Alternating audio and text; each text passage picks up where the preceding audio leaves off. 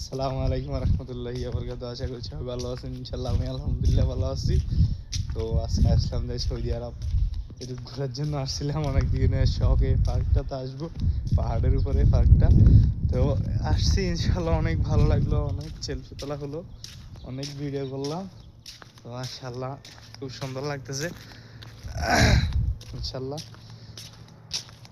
আসছি, এখন চলে যাব। তো কি করবো আর, সময় হয়ে গেছে, কাজের ডিউটির সময় হয়ে গেছে।